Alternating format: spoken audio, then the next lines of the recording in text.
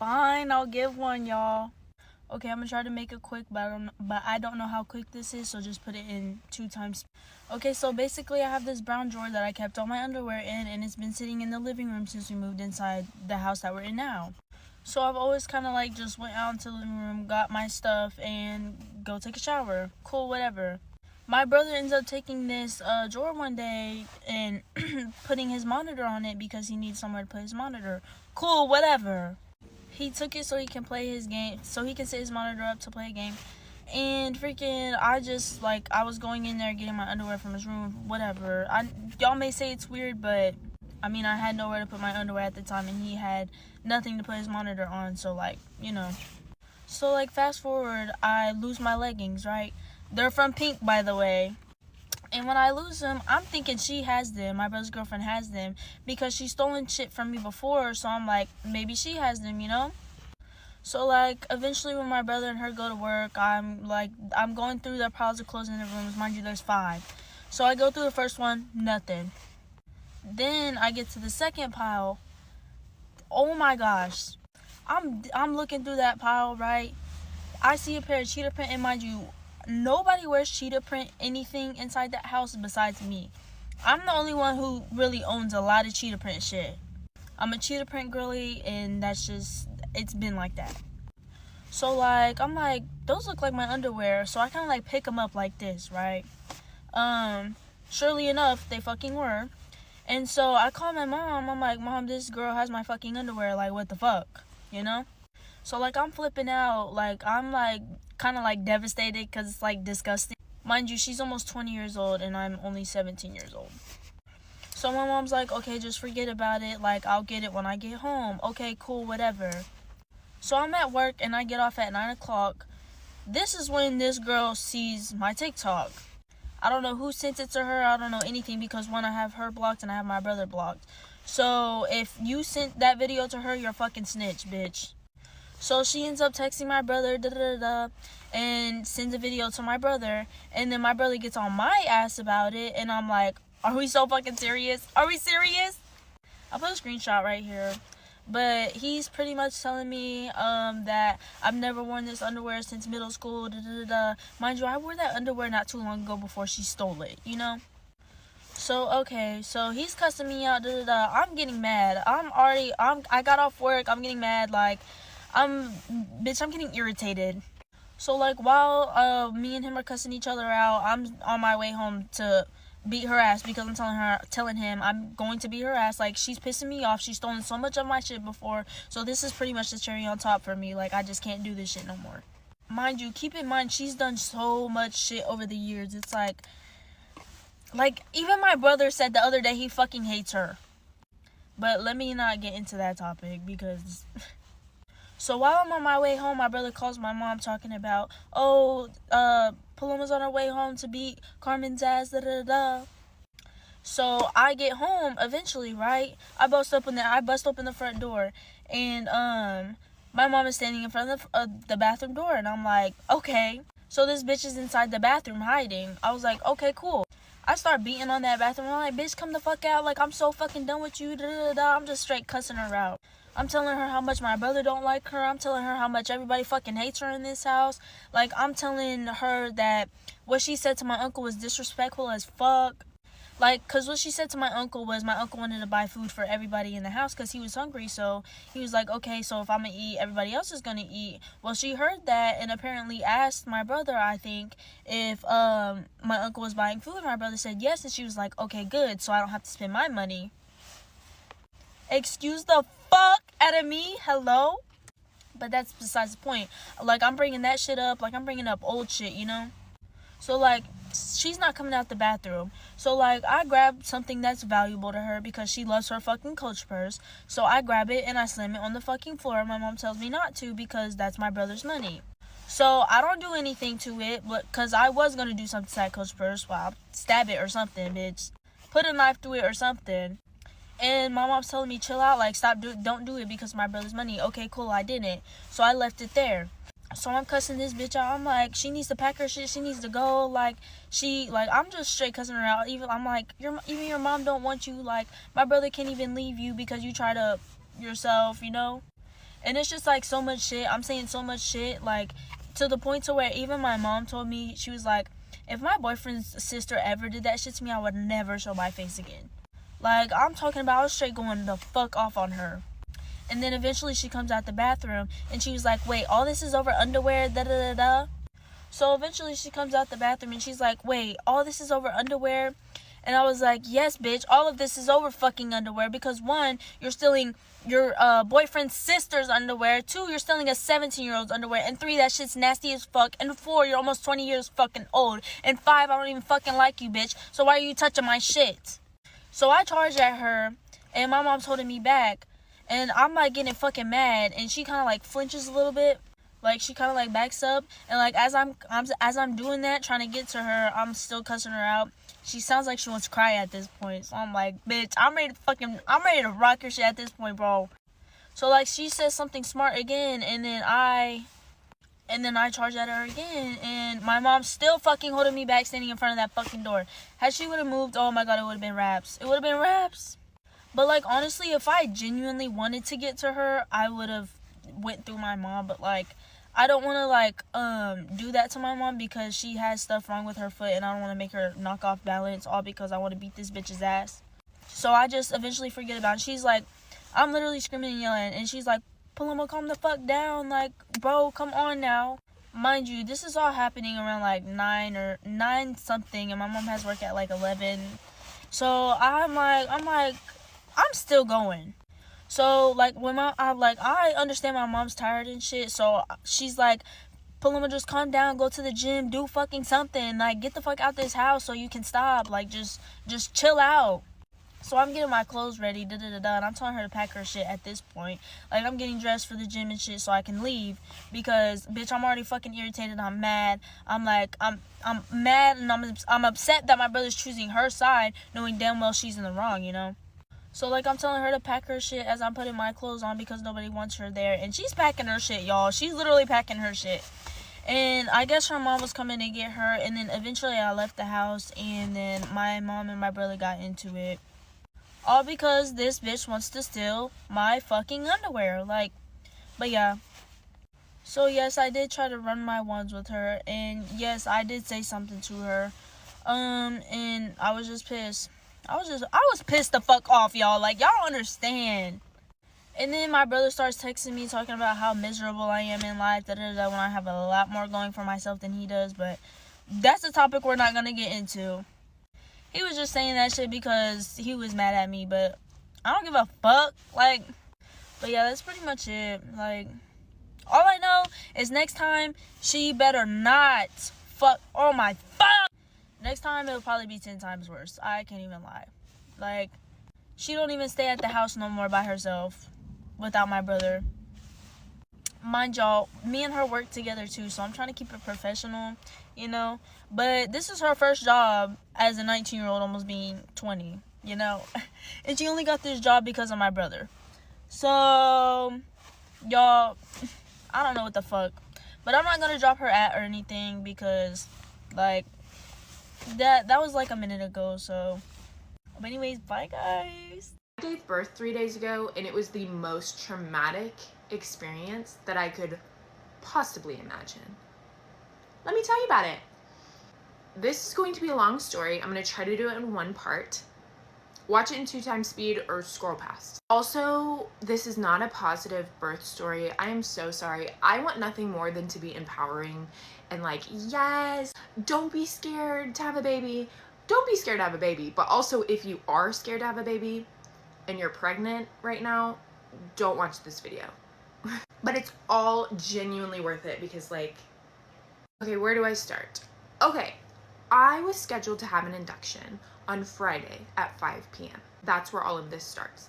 I did not want to have an induction. That is an important part to this story. I really did not want an induction. I hate hospitals. I hate medical situations. I knew that my body was capable of going into labor spontaneously. However, I had placenta previa almost my entire pregnancy. It just barely resolved in the 3rd trimester. And so my doctor was like, you know what? I don't want to take any chances. So once I got to 40 weeks, she was like, let's get this baby out. So we scheduled the induction. Of course, day of, they call and they're like, can we push you to 10 p.m.? Which I am delusional. So I'm like, yes, push me to 10 p.m. because then I have more time to go into natural labor. So at 10 p.m., we pull up to the hospital. They get me checked into a room. They tell me to put my hospital gown on. I do. As soon as I come out of the bathroom in my hospital gown, I feel a gush. And I'm immediately like, oh my God, my water just broke. Woohoo, perfect timing. Look down and it's blood.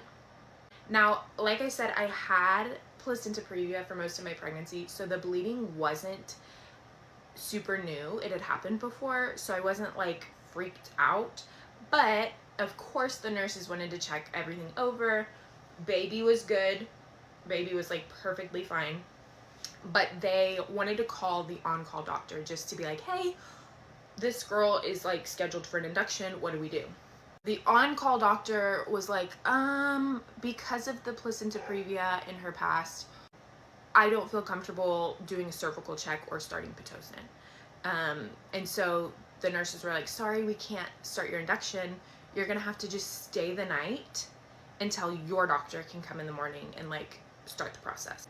So at that point we were like, this sucks. This sucks. My husband was like, I gotta sleep on this couch. I was like, I have an IV in my arm with no meds, but whatever, we're there. It's fine. Around 1 a.m., I start having contractions, like actual contractions. I am in labor, which I was so excited about because I was like, oh my God, I don't have to get induced. Like, we're doing it. My body's doing it. However, I tell the nurses, like, okay, I'm in labor. And they're like, yeah, girl, your contractions are consistent. You are in labor. We still can't do a cervical check. And I'm like, they were like, you know what, you're probably gonna labor through the night. If you want the epidural, we can get you the epidural. This is another important part to the story. I had a really bad experience with the epidural with my first. And so for this one, I was kind of on the fence. Like, I didn't know if I wanted it or not. And my plan was to get to the hospital and just see how much pain I could take before I wanted the epidural. I know that's not smart. Now, especially, I know that is not smart. However, that was my plan. So I was riding with it. So when they offered me the epidural, I was like, no, these are like baby contractions. I'm fine. From the span of 1 a.m. when my contractions started to 5 a.m., I was in a pain I have never felt before. But I didn't know how dilated I was. So 5 a.m. rolls around and they come in and they're like, okay, yeah, your contractions are really strong. We got an okay to do a cervical check on you because we need to check and see. So they do a cervical check and I am 5 centimeters. And so they're like, oh my God, girl, you are halfway there. Let's get this show on the road, you know?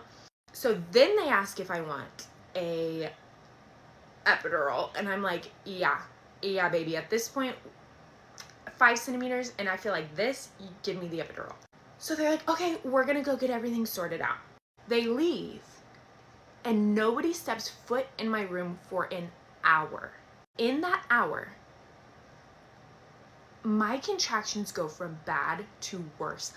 I sound like a zoo animal, okay?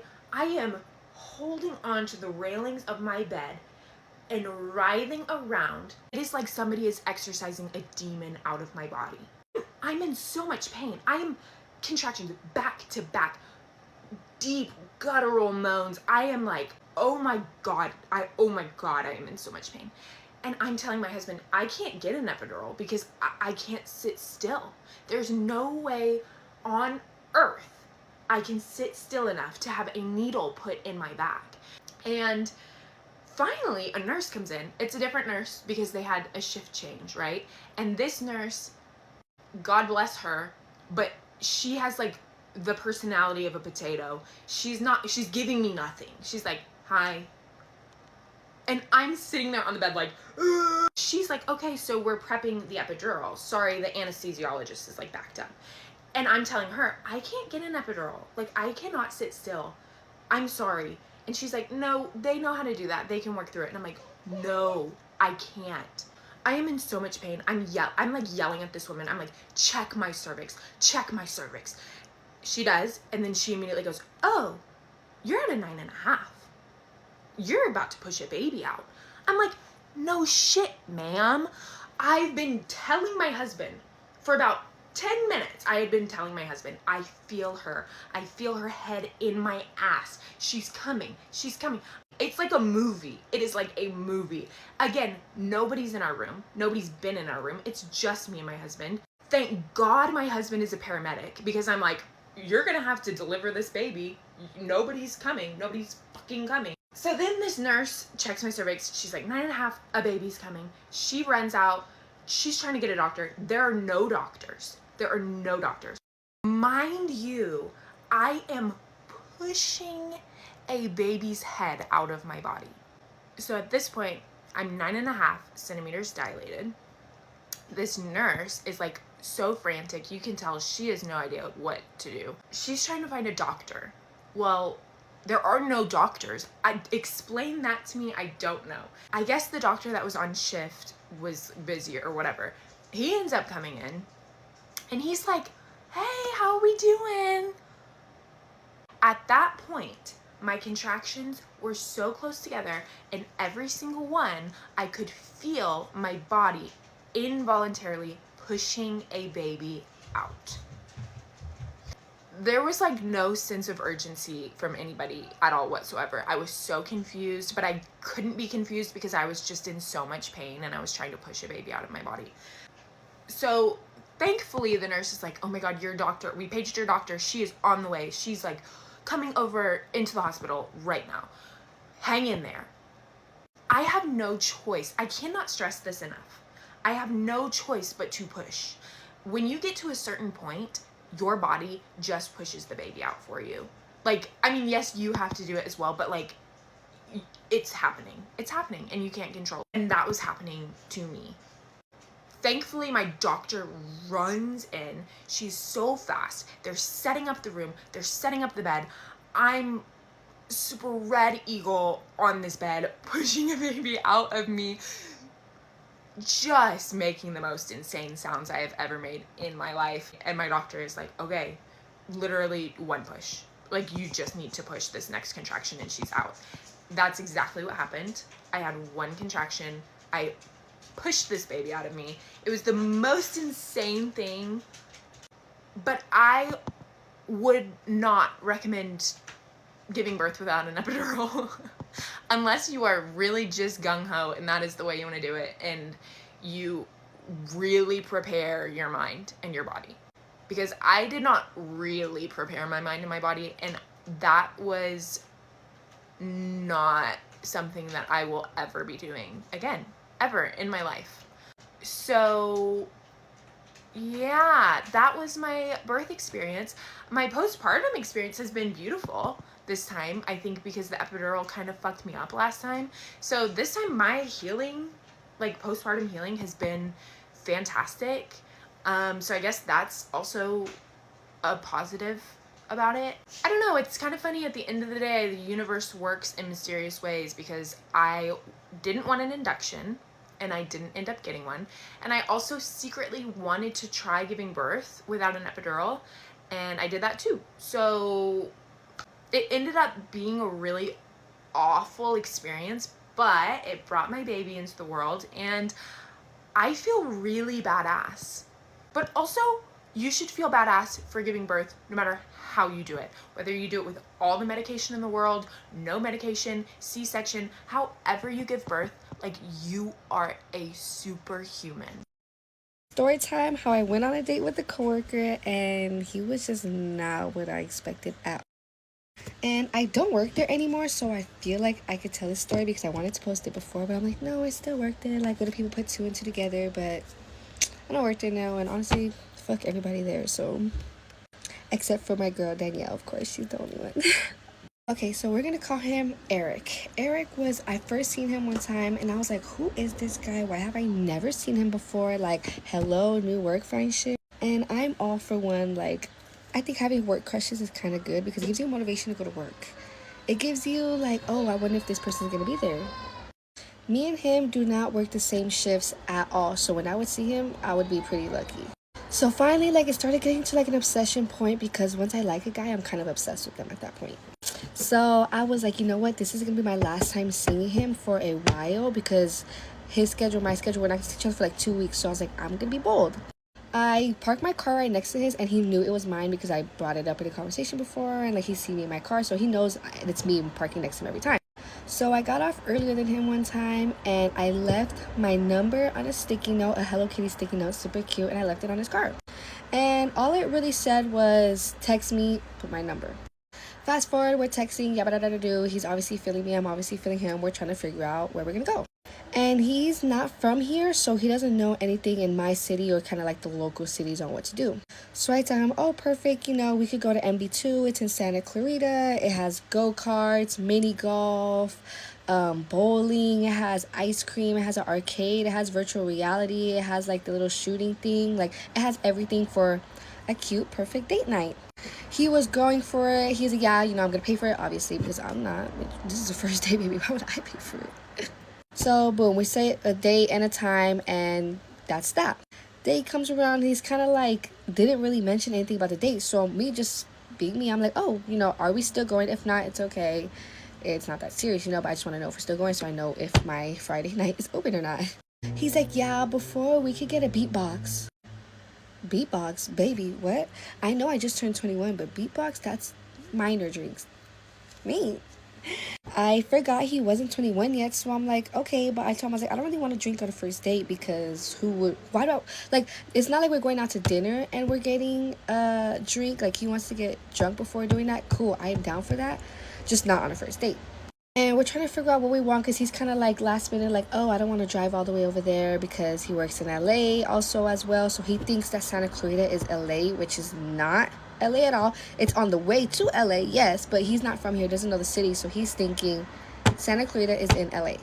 And I'm like, okay, we can figure it out when you come. Like, he comes to pick me up and he's like, oh, like, take me to a liquor store that's around my house. Cool, I know a liquor store. And I forget he's not 21. So I'm like, oh my God, I have to buy this drink. So now I feel weird because why am I buying a drink for a minor? But I did regardless. We went in together and we got a buzz ball instead because I was like, I'm not drinking a beatbox, no shade. Like, I don't even want to drink at all with you, but I'll drink a buzz ball if anything. We got a chasers. He gave me his card to pay for it because obviously I'm not going to pay for those drinks.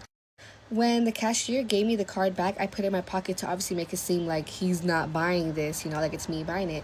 And we're walking back to the car. He's like, before we even get to the car, do you have my card? And I'm like, yeah, it's right here in my back pocket. Could I have it back? And I'm like, you want it back like right now? Yeah, right now. And I'm like, okay, like, I guess, yeah. Like, I think he thought I was gonna scam him. I don't know what his past situations were, but I thought, like, you don't trust me? Not that he should trust me, but, like, bro, the car's right here. I'm not gonna run off with this car, bitch. You don't even got that much for me to be wanting. Whatever, we're driving, and I'm like, let's just pull over and figure out where we're gonna go because I don't want to keep driving further and further and further, and we have no idea where we're going, and let's just say we're driving further. We pick a spot, and we're actually far because we kept driving. So he pulls over into the local park, cool, yeah, whatever. And he's just like, yeah, like, I'm not really trying to go anywhere, da-da-da. He just doesn't want to go. This man wants to sit in the car at the park and drink a buzzball with me in the car. And I'm like, what do I give? Is that what you think of me? Do you think I'm a girl who wants to sit in the car and drink at a park at night? And I'm giving her options. I'm like, we could go bowling, you know. I'm like, this park has batting cages. We could do that. I'm like, honestly, Santa Clarita is a 30-minute drive from here. Like, it's not even that far. Not budging. He wants to stay in this car. And I'm like, And we're talking, yeah, but it's just kind of like awkward. Like, we're just in this car. I took like 2 shots of the buzz ball, but I'm just like, what are we doing? Like, we're not kids. I'm not a kid. I know he's 20, I'm 21, but I'm like, we should not just be sitting in a car like this. I don't know. So at that point, I'm kind of over it, and I'm like, oh, like, I stopped taking my sister her laundry. Like, you just start taking me back home. He takes me past a school that he just graduated from for like welding or whatever. And And I'm really weirded out by it because it's kind of like corny. Like, for starters, why are you taking me to pass by a school you graduated from? It's not even like Yale. It's not a college. It's just like a little welding trade school kind of thing where you just get a certificate. And on top of that, like, I've been there already multiple times because my brother used to work there as a like instructor. And he's like, yeah, I just pass by it sometimes because I just miss it. Okay, cool. You can miss it all you want. You can drive by it all you want, but don't do that with me. That's just weird. Like, why am I passing by this school with you?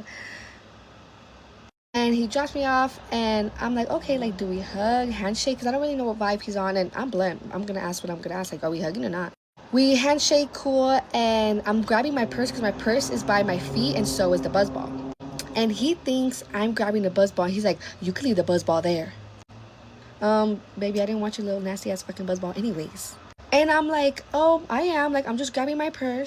He was like, oh, I'm just making sure, that you're just leaving the buzzball. And I'm like, I don't want this buzzball.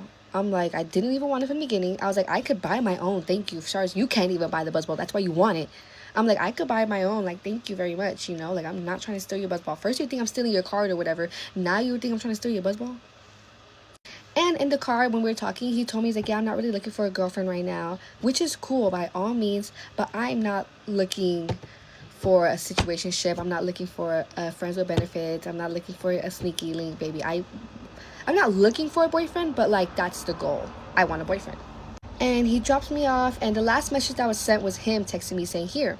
So automatically me thinking he's gonna text me, oh, hey, I'm home. So I'm waiting for that. He never texted me anything at all, which by all means was cool because that's like, it was our kind of like mutual agreement. Like, I didn't text him anything after. He didn't text me anything after. It was, we just both didn't like each other and we weren't vibing. And after that, after a couple days, he removed me and unfollowed me off Instagram. And I'm like, oh, so you're a girl. You're a girl, babes, because why are you as a man removing me and unfollowing me off of Instagram? Baby, it's just like you're sassy, right? And that was that. I mean, he was super cute. I still think he is good looking. But that was like, I already knew from that first little hangout we were not gonna be anything. But like him not doing anything after, I was like, thank you. That was like a perfect mutual agreement that was not said or anything. And that's my dating. That was my last dating life. I went on a date yesterday and he told me that he didn't want me seeing anybody else. So get ready with me to go on a date to go see somebody else. And yes, this is actually true. I'm actually going on another date with somebody else right now. I'm just going to dinner, please. I'm just going to dinner. But yesterday's update. So I went on a date yesterday with a man who's 25. Also, people keep worrying about the fact that he's 25. Guys, I'm going to be 20 in a few months. And not even that, like, I feel like guys my age, and not every guy, I'm not speaking for every guy, don't come up for me, but I just feel like at least the guys that I've met my age only care to like really hook up, and that's like not really what I'm looking for anymore. So that is why I went on a date with an older man. That is why, guys, okay? Because they actually want to like take someone seriously. Oh, we went to dinner. It was good. I was like super nervous, but we had like a good conversation. We literally talked about like life. We talked about everything. And then he had just kind of mentioned like non-negotiables in a relationship, and I'm just like really young still, and I was like, oh no, like this is really serious for me. Like it was just like a lot for me to handle. I'm still really young, and yeah, so that kind of like freaked me out a little bit. But him and I did end up like talking, and I did end up telling him. I actually cut it off with him today. I just kind of told him like, hey, listen, I can't really do this with you. I'm just like really young, and I just feel like him and I are not in the same headspace. Like, I am still very young, and like, yes, I know I went on a date with an older man, but it was only like 5 years older, which sounds crazy, but like a lot of married couples are 5 years older, 8 years old. Like, there's like, that's usually what it is, but I don't know, it just wasn't really for me. Very sweet, so I don't really have anything bad to say about that. But I am going on another date now. Someone else. And also, guys, I've also never really been on dates before. So I'm also using this experience to just like get to know how to talk to people. I don't expect to marry these people. I don't expect to date these people. Like, I'm literally just going out to dinner and just talking to them. Like, that is literally what it is. So I'm kind of using this as like a learning experience as well. And yeah, like, yeah. I also do want to, like, actually, the reason why I haven't really been making Get Ready With Me's lately is just because, like, there's a lot of things I want to talk about, but obviously I can't because, like, we know how social media is, like, privacy and things like that. Like, I don't want all of my business out on the internet. But there are some things that, like, I don't mind talking about. And, like, I feel like whenever I watch Get Ready With Me's, the most fun videos to watch are the ones that, like, are raw and, like, you actually, like, say things, you know? Obviously, I'm not exposing names, photos, like, obviously I'm not doing none of that. But I feel like if I just talk about my experiences, it's, like, more engaging even for you guys to watch my videos. Yeah, but my date now, we're just gonna go to dinner. I will update you guys on this one too. But yeah, I did cut it off with yesterday's date. He was really sweet. Again, nothing bad to say, just, I don't know. I'm also just, like, very picky. Like, I don't know. I'm, like, really complicated, so, you know. And I also don't want to BS anyone. Like, I am not gonna waste anybody's time. I'm not gonna pull the I like you card and then, like, one day just be like, I don't like you. So it's just better to say it, like, right away. So I am young. I still have a lot to learn. Like, I do. That's why I'm also going on dates, because I just want to see what's out there. Like, it's not, I'm not, like, in a relationship with these people. Like, that doesn't mean I can't talk to anybody else. I'm just saying, like, I just really want to see what's out there. It helps me also communicate with people. I have anxiety, so talking to people in these nerve-wracking, you know, situations helps me, because now I know how to talk to people in serious situations. Also, if you know me, you know I deal with pretty bad anxiety. I have medication for it because recently it was, like, kind of taking over my life. Like, I couldn't really do anything. And, you know, I feel like little things like this is helping me kind of feel better, because I'm pushing myself to do something that is a little bit out of my comfort zone. And I am very careful, okay? Please, if you are doing these type of things, you need to be very careful. Like, do not worry, I am being very careful. You know. Alright guys, that was basically the update. I'm gonna finish getting ready, and then, yeah, I'll just let you know how it all goes. Okay, I'm gonna address this. He actually did offer to pick me up. He wanted to pick me up, but I told him not to pick me up because I didn't want him to have my address. So, yeah, he did offer. He asked for my address because he was gonna pick me up and stuff, but I told him that I didn't want him to pick me up because I made up, like, some excuse. But yeah, I just didn't want to give him my address, which I think this is what I mean, guys, but, like, I'm safe. Like, I just don't give out my address like that. And if I do give out my address, it's after I go out on a date that I'm, like, comfortable and I know him. So yeah, I just wanted to answer this. Buckle up, because I've got quite the weekend story to share. So I will start by saying that I have been talking to a new person. This is not the same, like, situationship that I had previously been talking to, but I've been talking to this new person and been having fun, getting to know each other. And of course, this past weekend, everybody was celebrating St. Patty's Day. So we did the whole day thing and then came back to my place to, like, take a beat. But I was essentially like, I can't go back out. Like, I've been drinking all day. I can't do that. Like, you got to pick one or the other. And I did the day drinking. But then he guilt tripped me into going out. Like, he made me feel so bad. He was like, my friends are at this place and, like, I really want you to meet them. I really want them to meet you. Like, please, like, let's just go one drink. And I was like, I did not want to leave my house. Okay. I hit a wall. And if you know me, you know that once that wall is hit, there really is no coming back from it. Like, I'm in a bad mood. So I clean myself up. I get ready. We go back out and we go to the bar.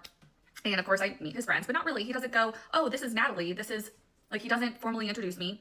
And then I'm sitting there at a table with all these people that I don't know, that clearly are not interested in getting to know me. And again, I'm tired. I'm not even drinking at this point. I'm just asking for water. So he has one drink and he goes, I'm gonna have one more. Is that okay? Like, can I have one more? And I was like, sure. So he has another drink and then he proceeds to want to have another drink. And I'm like, no, like, I gotta get out of here. Like, I'm done. I'm beat. Like, today's been a really long day. We've been up since 6 a.m. Like, I I want to go to bed. So fast forward, we eventually make it back to my place. And also his dog has been in my house like all day. So I have my 2 dogs and then his dog also. So we go to bed, wake up the next morning. I feel fine. I mean, I was drinking water at the last place. I feel great. He was not okay. Like, not okay. And because of that, he was sick all morning. And I was, of course, like, can I get you anything? Like, what can I get you? Can I make you anything? And he's just like moaning and groaning the entire morning. Can't form a sentence. Just upset. I can hear terrible things happening in my bathroom. And I feel bad. Like, I feel bad that he feels this sick. But then I proceed to try to ask, like, what can I do to help? What can I do? Like, also, meanwhile, I'm taking care of his dog. I'm taking his dog out in the morning. I'm feeding her my dog's food. I proceeded to just do what I needed to do yesterday. Yesterday was Sunday. I proceeded to do what I needed to do. He was dying in my bed all day long, going to the bathroom all day. I didn't even go into my bathroom because I was terrified of the state that it might be in. And finally, he was like, I think I want a Propel. And I asked him what flavor. He told me the flavor. And then he also said that he wanted these banana popsicles that his mom always has because they make him feel better. So I went out, I grabbed him his popsicles, and then I made the mistake. I made a huge mistake. I accidentally got him Powerade instead of Propel. So I get back, I come over to the side of the bed that he's in, and I go, okay, here you go. And he goes, I asked for Propel. No, thank you. No, thanks so much for taking care of my dog. No, nothing. Just complete rudeness. Like, I would never. If somebody gave me a drink and it wasn't the right drink, it doesn't matter how sick I am. I barely know this person. Like, be respectful. Say thank you. There was 0 thank yous. Anyways, fast forward. It's like 8 p.m. He's still dying in my bed. I've been doing stuff. I'm doing laundry. I'm cleaning. I went out and read for a while. I took the dogs for a walk. Like, I've been busy. Anyway, so I go, so when are you going home? And he looks at me and goes, are you serious? I can't drive right now. Do you want me to get into a car accident? Oh, sorry. So sorry. So then I was like, listen, like, I need my own space. Like, I need to decompress. I have a big week this week. Like, please, like, I need my space. He goes, can I just sleep on your couch? Sure. So he slept on my couch and I changed my sheets. And he left this morning finally. And the last thing he said is, I hope I didn't give you the ick. Honestly, being sick was not what gave me the ick. It was his attitude towards me and just his disregard for the fact that I am another human being and I'm not his mother. Happy St. Patrick's Day. So I'm overwhelmed with the amount of people that have been commenting on my previous post. There were quite a few details I did leave out because I was just on a rant and wanting to backtrack a couple of those details just for clarification and to also admit, like, yes, I am utterly embarrassed that I got put into this situation. And I know I need to be better about who I'm dating and I'm trying to be, but it's like every single time that I open up, you know, myself to a new person, just, I can't, like, I really can't. I think I just need to take like a pause and stop dating. But anyways, so this guy, one, he was being extremely disrespectful to like anything that I would say, like, please don't, or no, please don't do that. So scenario 1, I was house sitting my friend's animals. And so I was just checking in on them like 3 times a day, needed to do that like right before bed. So after we went to the bar, we Ubered to my friend's place so that I could check on them. He walks in, which, by the way, I did have permission to have him come into the house. I asked my friend previously, I said, hey, I'm gonna be hanging out with this guy. Is it okay if he comes into your house? And she said yes. So he comes into the house and he opens the fridge like he lives there. He proceeds to take a beer out of the fridge and I go, do not drink their beer. This is not your house and you do not know them. Like, do not drink their beer. We're not gonna be here for very long. Just checking on the animals, feeding them, letting them outside. And I told him probably 5 times, do not drink that beer. And then he pops it open. I'm like, okay, so this is how this is gonna go. So fast forward, we're done there. We get back to my house. I am exhausted. And also, like, I've been getting over like being sick myself. So like at this point, like, my body is just like aching. Like, I don't want to be touched. I don't want to be like anything. And he keeps like trying to touch me. And I'm like, no, like, seriously, I do not want to be touched. And it took probably, again, another 5 times of telling him this before he was finally like, oh, I'm sorry. I forgot. No, like, if a woman says no, respectfully, that means no. And then he made a pizza. He made one of my frozen pizzas, which, whatever, that's fine. Go to bed, wake up the next morning, and that is when this man is just mute and making noises. That is when it starts. And of course, like, I'm trying to see how I can help him, which I explained in the last video. But another great piece of this is that he took probably 3 showers in my house on Sunday, and he would keep going from the bathroom to my bed, to my refrigerator, to my sink. He got ice cubes, water, bed, bathroom. Like, that was like his whole thing, the whole day. Again, mute, not saying anything really the entire day. Can't form a sentence. But he's also walking around my house in the nude. And I kept looking at him, and like I would kind of like laugh and like, what are you doing type thing, or like, how are you, like, again, I would try to talk to him, and then he would just like look at me and just start like moaning and groaning again, and I was like, I do not know what's happening. Like, I was so uncomfortable. So then fast forward to the time, it comes time to like, I need to get this guy out of my house. So I hinted at the fact of, hey, do you want to stay for dinner? My thought process here was, you stay for dinner, you leave after dinner. And he said, sure. So I made dinner. I made chicken, broccoli, and rice. He walks out into the kitchen. I go, do you want some? And he goes, oh, that smells disgusting. Okay, got it. Perfect. So he proceeds to keep doing his little routine.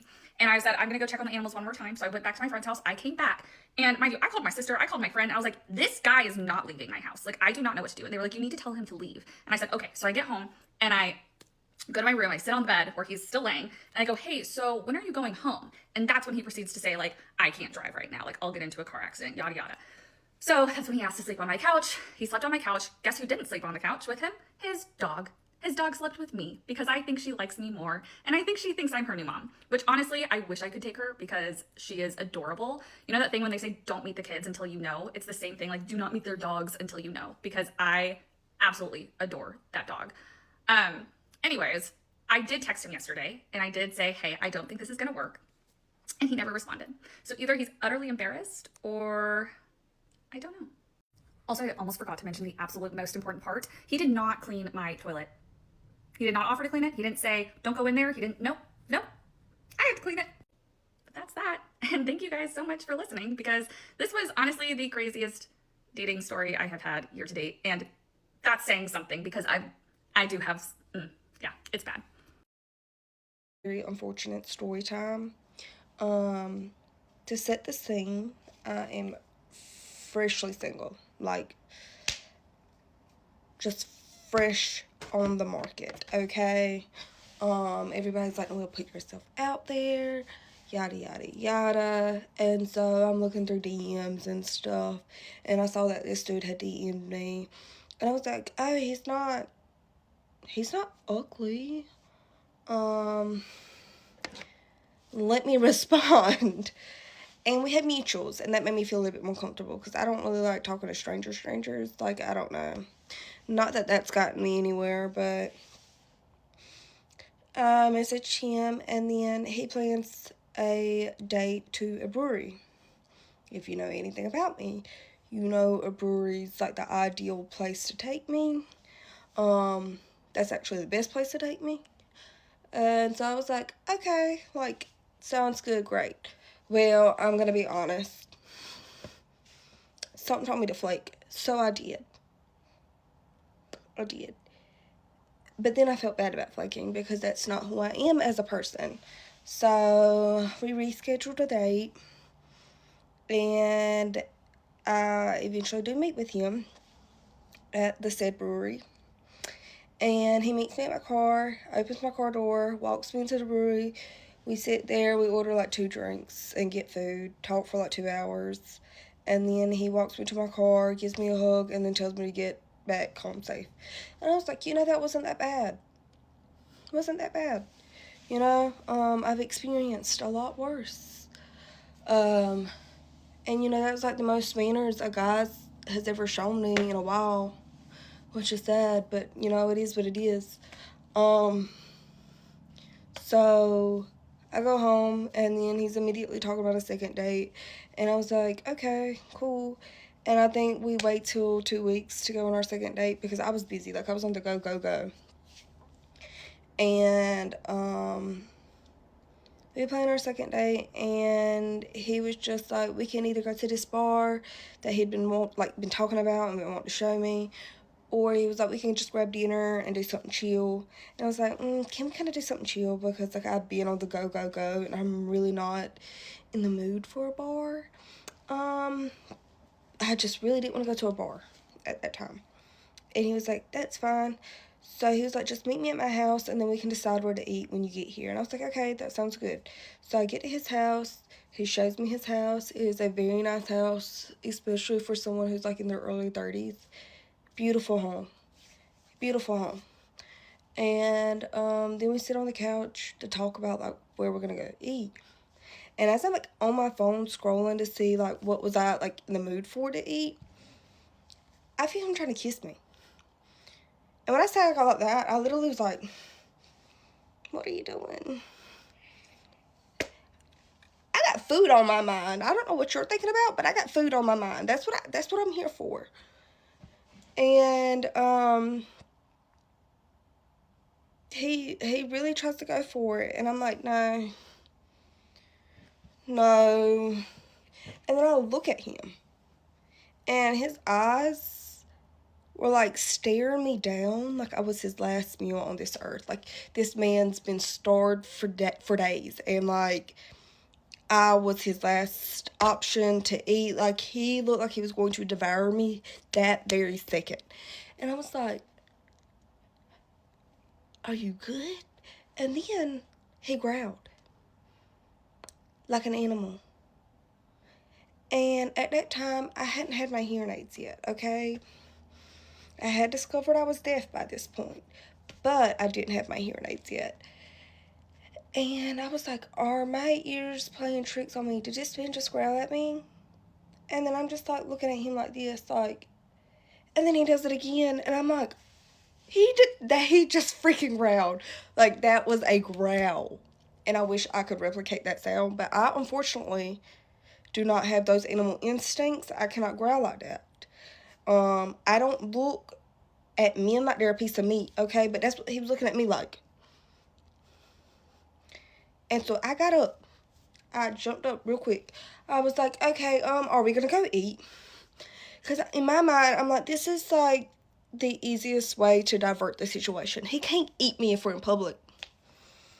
So I get up, and then I'm walking towards the door. Like, we're gonna go get something to eat, okay?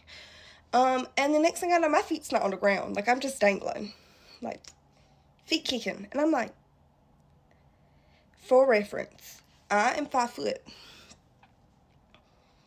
A measly 5 foot, okay? This man was 6'6".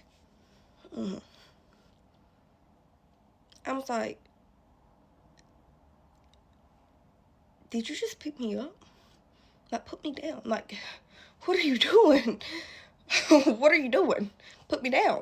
And so he puts me back down, and I'm like, we're getting food now. We get in the car. It's a very awkward car ride. And then we get to the place. He's like, oh, it's busy. Let's just get to go.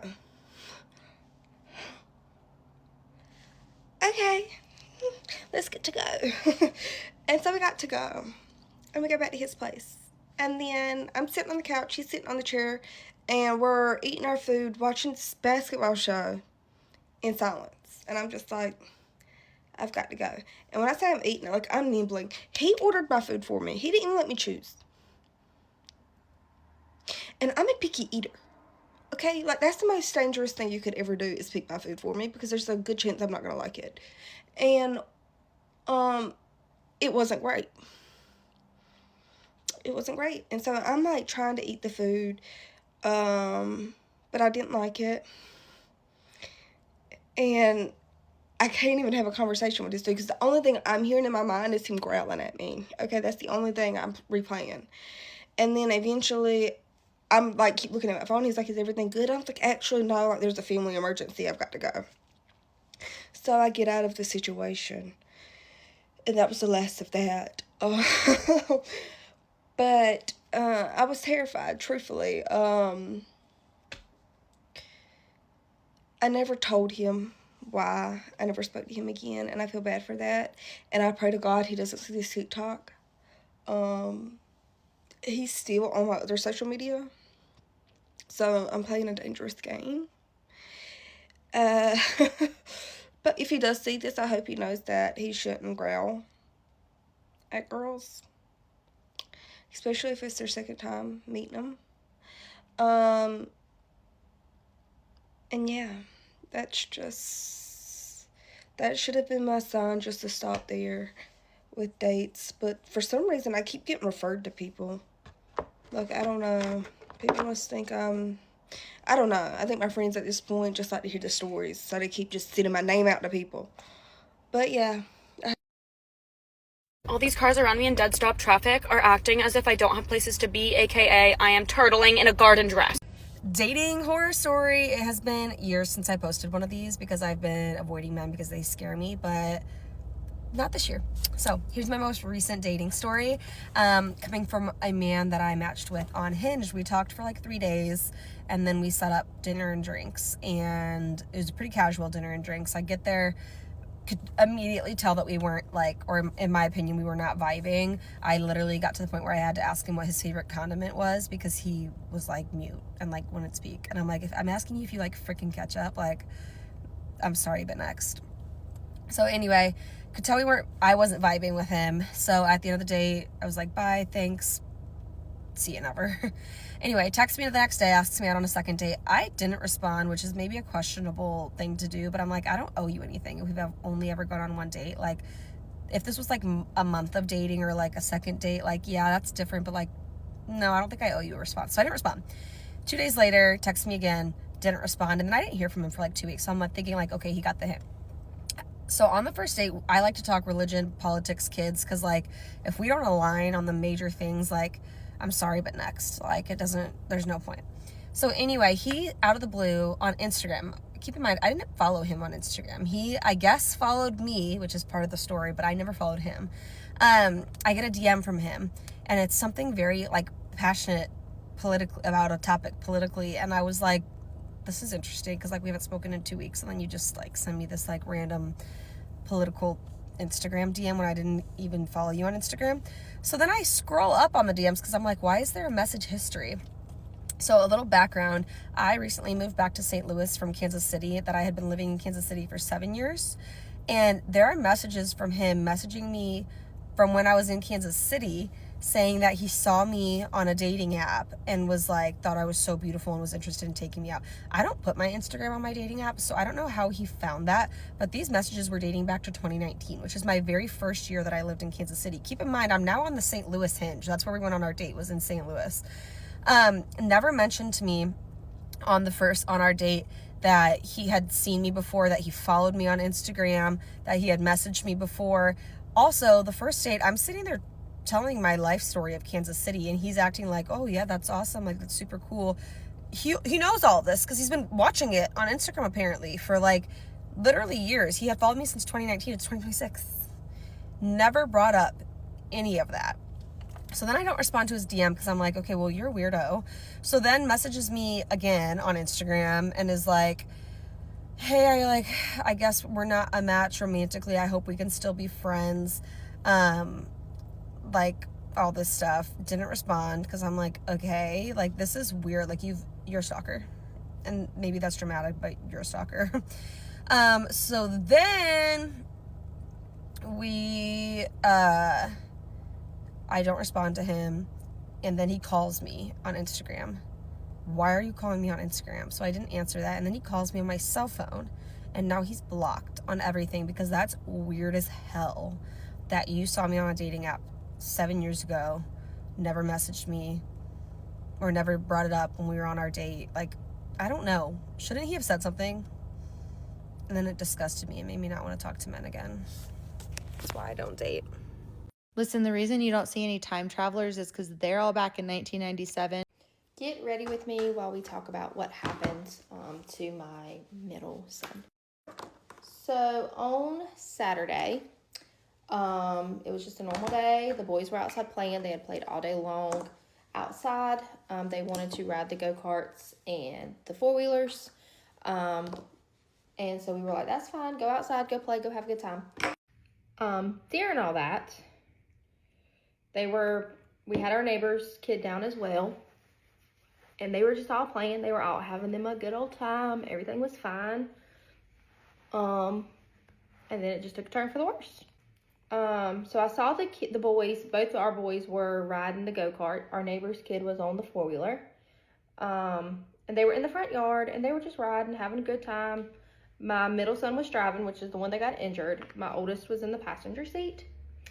And yeah, they rode around the yard. I saw them go past the window. And our daughter came and said that she had to go potty. So I was like, all right, well, let's go inside. We'll go potty real quick. So I took Anna Drew inside to go potty. And all of a sudden I started hearing screaming. And I was like, what in the world is that noise? What is going on? So I walked back in the living room, and that's when I looked out the front door and I saw the go-kart on its side with my oldest on the ground and my middle was up high. So I start running out of the house. I don't even know where my daughter, I think I just left her on the toilet. I still to this day don't know. But I start running out of the house and I'm yelling for my husband. I'm like, Mark, Mark, Mark, they flipped it, they flipped it. And Hunter's screaming, help, help, help. And I can't, Holden's not really saying much right now. Or maybe I just couldn't hear him. I'm not 100% sure on that. But anyway, Mark meets me out there. I get on one side, Mark's on the other side, so we can flip it back over right side so we can figure out like what's going on right now. So I start examining Hunter, and all of a sudden my husband's like, oh my God, call my mom right now. Call my mom right now. And I'm like, wow, what's wrong? He said, never mind, just call my mom. I'm calling 911. And I was like, oh my God, it's not good. It's not good. It's not good.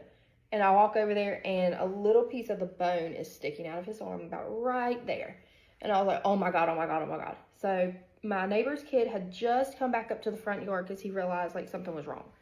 And I yell at him to go get his mama. His mama's a nurse. She's one of our good friends. I said, go get your mama now. And he's like, can I take the four-wheeler? I'm like, I don't care what you take. Just go get your mama.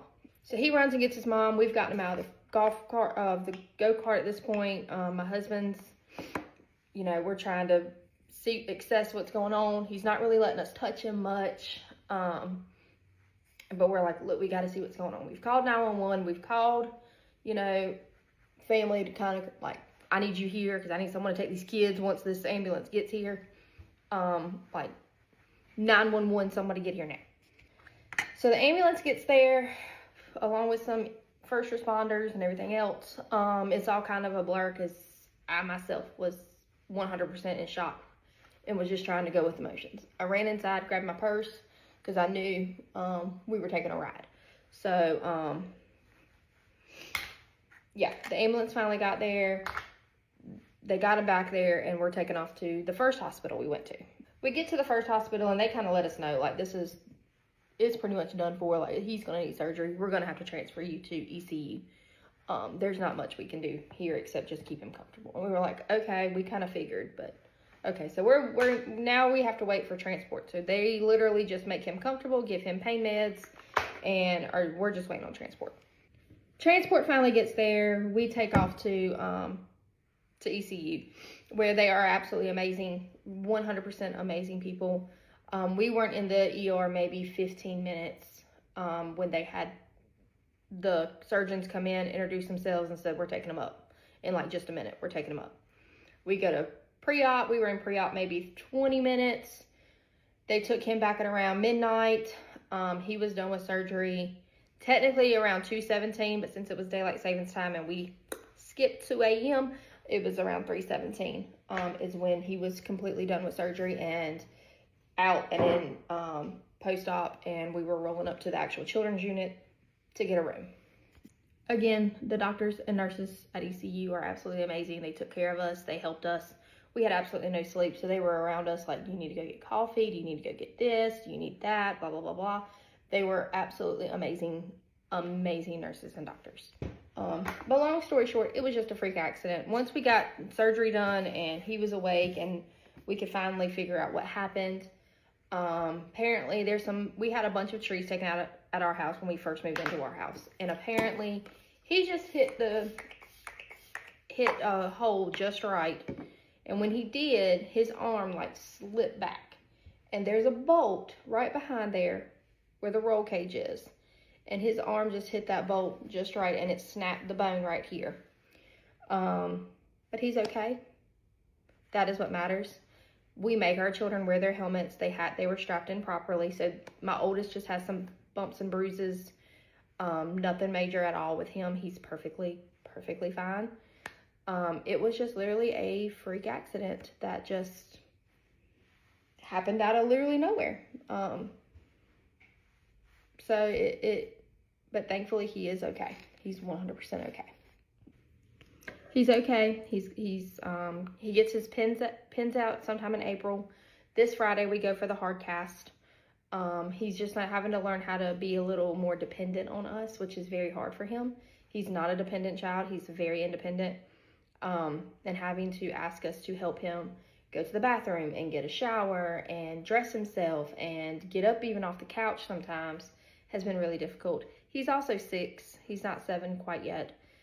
So the fact that he can't go outside and play with his siblings like he wants to is really, really bothering him. He is a very active child.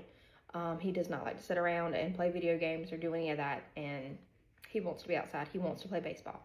He wants to do all that. Baseball season is over for us for right now. My oldest can play. He's fine. But his season is done. That hurt him just a little bit too much. But again, this is going to heal. It could have been a lot worse. And we're going to be just fine. So I do want to say thank you to everybody who has prayed, for everybody who has taken time out of their day to come and see him or, you know, call him or anything else. Also to all those who stocked our house with all of his favorites and with books he could read and everything else. Every little thing has not gone unnoticed. This last week, we have been very grateful. We are thankful that it's not worse and that we will have a 100% heal recovery. So, but yeah, make sure you wear your helmets, because this could have been a whole nother situation if they had not have worn their helmets. But it was just a freak accident, and it happens, and by the grace of God, everybody is 100% okay, and it just perks of being a mom. But we're all gonna be okay. So that's basically it. That is the story of how he hurt himself. I'm very thankful to my mother-in-law who was there at the hospital when they had to re-stent his arm for transport, because that's probably the scream that will never leave my mind. When they had to re-stent his arm, and I had to ask my mother-in-law, I was like, I need you to be a nurse right now, and I can't sit there with him and watch them do this. But otherwise, it's just a freak accident. I've said it before, and I keep telling myself there was nothing anybody could do, nothing my oldest did wrong, nothing he did wrong. It was just an accident. But it is a healable accident, and he will be back on and riding probably in no time. He's already said he wants to go ride again. And yeah, we're making it. We're doing okay. And I'm thankful to absolutely everyone who has called and checked on him.